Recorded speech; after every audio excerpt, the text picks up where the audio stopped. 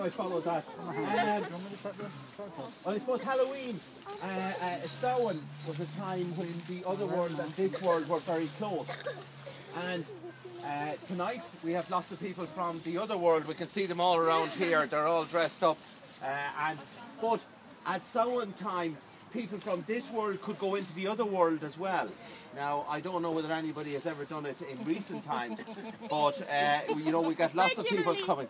You have? Regularly. Regularly into the other world. Good. We're going up to the hill of Ward. Its ancient name is Tlachtga.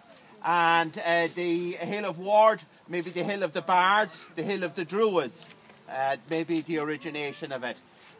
Tlachtga was the original settlement here, and it was the originator of Samhain, and this celebration celebrates that. Joe was mentioning that in 1167, Lawrence O'Toole, wasn't it, Joe? Yes. Lawrence O'Toole claimed the hill as such a religious place, and in 1167 King Rory O'Connor held a congress or a conference up there where the religious and the chieftains of Ireland met, and one of the laws they passed was that women could pass around Ireland safely, that no woman would be hurt by travelling around Ireland.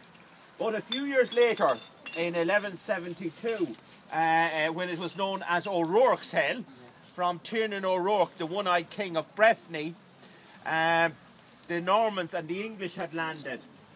And the man that was granted mead was Hugh de Lacy.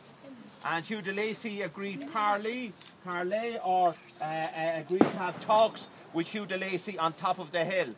Two men went up the hill, but only one came down. And the one that came down was Hugh de Lacy.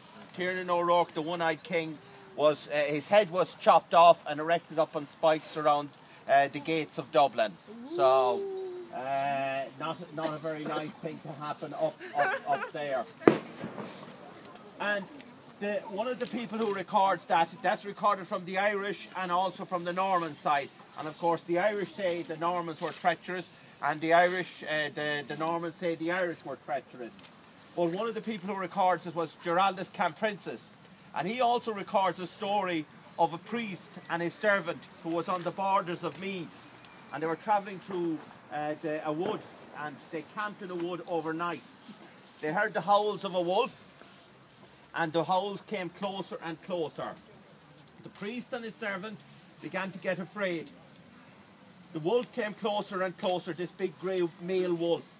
And as the wolf came closer, the wolf opened its mouth and spoke.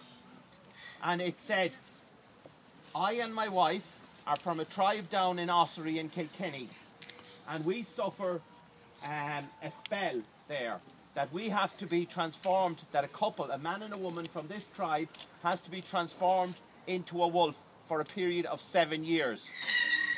He said, my wife is dying and she needs the last rites. Will you come and give her the last rites?" So the priest very nervously agrees and follows the wolf back to the lair, where there a large female wolf lies dying. The priest gives the last rite, and the wolf dies and is instantly transformed back into a human form.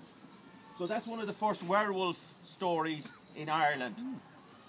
Sure sign of a werewolf, and we've a full moon tonight, is hairy palms, or a shaved palm, because werewolves have been known to shave their palms.